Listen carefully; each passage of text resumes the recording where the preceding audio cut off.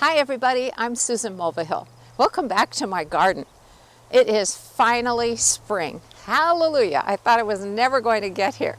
And so we are starting to prep the garden for the growing season, and that is super exciting. Now before I continue, I wanted to let those who are new to my videos know that I live in Spokane, Washington. We're about 300 miles east of Seattle, and we're in hardiness zone 5B, although most of the Spokane area is in zone 6. Now, what's on tap for today? I want to show you some things that we've moved around in the garden this year. And also, someone has asked me to talk a little bit more about the agricultural insect netting that I mentioned in a previous video. And another person has asked me to show how I prune back the geraniums that I overwintered. So we got a lot on tap for today. Let's start with what's new in the garden. If you look over here, you'll notice that the hoop house has been moved. It used to be covering the last two raised beds in this row. Also, the livestock panel arbor that used to be over here is now in this row, and behind it is the series of bean trellises that make up our bean arbor. I did shoot some video while we were moving all those things, so I thought you might enjoy taking a look.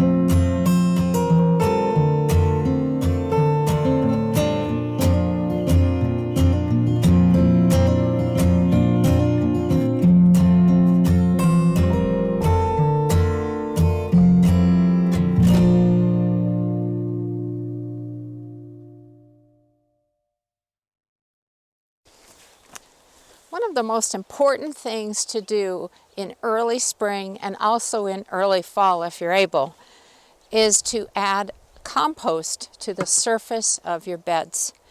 And you only need to do about 1 inch of it. The nice thing is all of the nutrients in it will filter down into the soil all by themselves. So you don't have to disturb the soil at all in order to add it to the beds. So I just take a shovel. This is some of our own compost, and I sprinkle it over the bed. I'll probably use an iron rake just to smooth it out a little bit, but otherwise that's all there is to it. You know, plants do take up a lot of nutrients as they're growing, and so I want to replenish the nutrients that were taken up last growing season.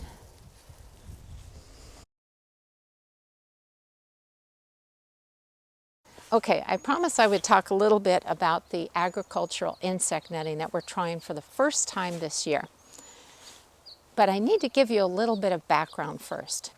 In my garden, the 3 insects that give me the most trouble are aphids, cabbage worms, and leaf miners. Now, aphids can be on a lot of different types of plants, but here it's on cabbage family crops. So that would be things like Brussels sprouts, broccoli, cabbage, kohlrabi, kale, turnips, radishes, and so on. And also, cabbage worms bother the same family of crops. That's the only family that they bother. Fortunately, none of those crops needs to be pollinated, and that means that a perfect organic strategy for dealing with them is to cover them with something that will keep the insects away from the plants. Now, leaf miners are bothersome with beet family crops. So that would be beets, Swiss chard, and spinach. And the adult is a fly. It lays eggs on the leaves. The maggots hatch, tunnel through the leaves, and cause a ton of damage. And of course, you're harvesting the leaves, right? So that's a problem. Well, same thing. If I can use a cover to keep those insects away from those particular crops, I'm in great shape. It's 100% successful as long as you weigh it down and you don't let it blow off of your crops. I've used floating row cover for a very long time, and it is a lightweight fabric that lets sunlight and moisture through it, but it acts as a physical barrier against insects if you cover your crops that are bothered by those insects with it.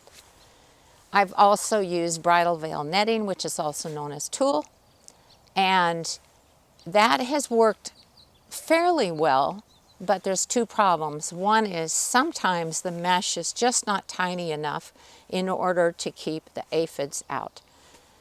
I hate that because they get through the mesh and then I end up with them all over my plants. The other problem with bridal veil netting is that it is a little on the delicate side, very easy to tear. And it doesn't last very long because it's out in the sunlight and it wasn't designed to be out in the sunlight. It's supposed to be on somebody's veil at their wedding.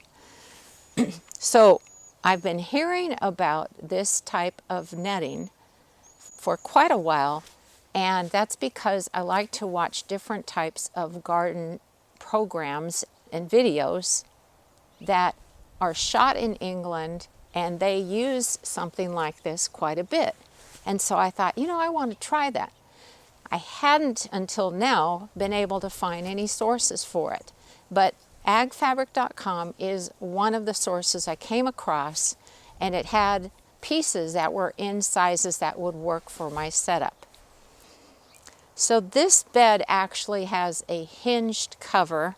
It's a do-it-yourself project from my book, The Vegetable Garden Pest Handbook. And we decided to replace the floating row cover that used to be on here with this mesh. The mesh is just tiny, and so I'm thinking it should keep even the smallest aphids out. It'll keep the leaf miner fly out, and it will prevent the cabbage butterfly from laying eggs on the leaves of plants and then causing the problem with the cabbage worms. So let me open this up. I want you to see how fine the mesh is.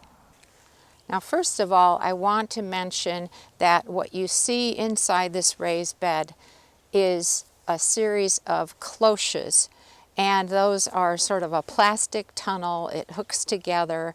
It came from Gardener's Supply, and I'm actually using it right now just to pre-warm the soil because I want to plant my lettuce seedlings early, and by warming up the soil they should be just fine, and I'll keep the cloches over them for a while until the weather is a little bit more reliable.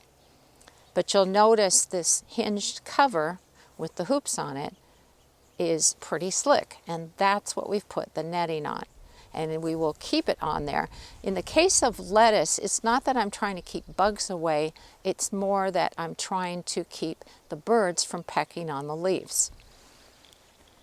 Now let's look at the mesh. Now this is a little tricky to do. I'll put my hand behind it. Notice, first of all, that you can see through it really easily, and the mesh is really tiny. So I'm very excited about using it. So there's three things that I really like about this mesh. First of all, it's more durable than floating row cover or bridal veil netting. You can see through it really easily, which means I don't have to lift the cover in order to see how the plants are doing. And again, ordinarily, this bed would not have those cloches inside, so it's a different setup early on. And then the third thing that I really, really like is that the mesh is so small, it should keep out the tiniest of insects. But again, this is our first year of trying it, so I'm not sure how well it will work, and I'm certainly going to keep you posted. Now, one last clarification. In addition to having this netting over the lettuce bed, again to keep the birds away, we're also going to make another one of these hinged covers for a different raised bed, and in that bed I'm growing beets and Swiss chard, so I'm keeping the leaf miner away. And then I'm also going to put hoops and this netting over the broccoli bed, and that will be to keep the aphids away and the cabbage worms. So I'm testing a little bit of everything using this netting. Okay, last but not least, I'm going to prune my geraniums. These are the ones that I overwintered down in our basement, and I wanted to give a quick explanation of what the process was. And I have a bunch of videos on overwintering geraniums in case you're curious. I live in Zone 5B, as I mentioned earlier. I cannot keep these geraniums outdoors all winter long. I also do not have a lot of space to bring them in, and I've also found that when I bring pots in from the outdoors that has soil in them, I usually end up with a bunch of fungus gnats, and they are super annoying. So what I do is a crazy process that will sound like it shouldn't work, but it does. What I do before we get any frost in the fall is I gather up all of my geraniums, I knock the potting soil off of their roots. I usually leave them out for a couple of hours to let them dry off a little bit. And then I put them into a cardboard box and move it down to our basement. They have no light and no water for the entire winter, and yet this is what I end up with in the spring. I just think that is amazing. And like I said, it shouldn't work, but it does. So now I've got all of these. And what I did is when I potted them up, I just let them grow for a while because there were no leaves on these when I took them out of the box in February. Now what I need to do, since they have a bunch of leaves and some of them are quite leggy, is I want to prune them back down so they have a nice compact growth. It's a little scary to do it, but what I will show you is that even if you have to cut off something that looks really nice, you can still root the cutting and get even more geraniums. Okay, so I'm going to use this one as an example. You can see that it does have quite leggy growth, and sometimes you can't prune a whole lot off. But what I'm going to do first of all is I don't really want them to bloom yet because that takes a lot of energy.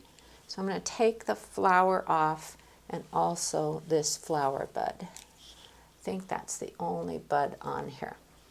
So now what I do is I look at each branch, and you know, as you look at this, you're going to say, boy, that's not a very good looking plant. When I prune them back a little bit, it's going to encourage more growth. So then they will look even better, and I'll have to remember to show them to you. So if I look at this branch here, I have a sprout coming out here, and a sprout coming out here, and one up here. So I think what I'm going to do with this branch is I'm going to go ahead and take it off right here. So I'm not taking it back too terribly much. I'm going to set this aside. And then let's look at this branch. So I've zoomed in a little bit on this branch. And it has a sprout down here, one here, and one up here. So I'm going to do essentially the same thing. I'm going to take it back to that, right above the second sprout. On this branch in the middle, again, you have to kind of study them a little bit. So I'm going to take this piece off here. So I'm being pretty conservative with my cutting. But this one here would make an excellent second plant.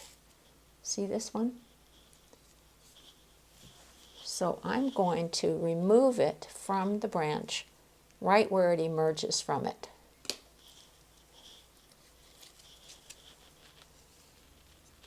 And the amazing thing is right on the back of where I removed this future cutting, there's another little branch coming out. So we'll just leave that alone.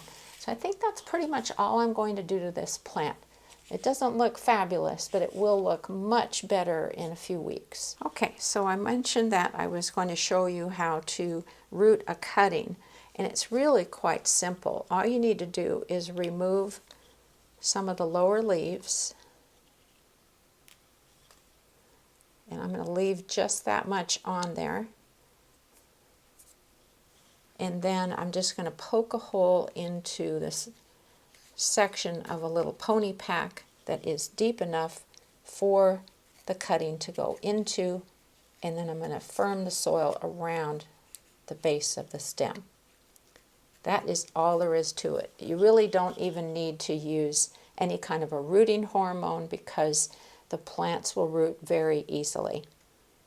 So it's as simple as that.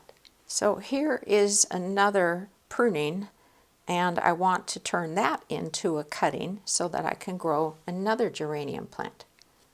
So I'm just stripping off the lowest leaves. You don't want to leave a lot, and that's because the plants will lose moisture through the leaves, and so the more leaves you have, the more moisture they're going to lose. So I'm going to take off everything but these two. Make a little hole, poke it in, and press the soil around it. Now what I'm going to do next is I'll put this into a little clear plastic bag and close it on the end and keep it this way for about a week or so.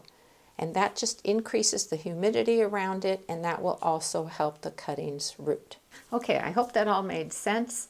And I'm going to get the rest of my geraniums pruned back and make a few more free plants from some cuttings. Thanks so much for watching today, everybody. I'll see you next week.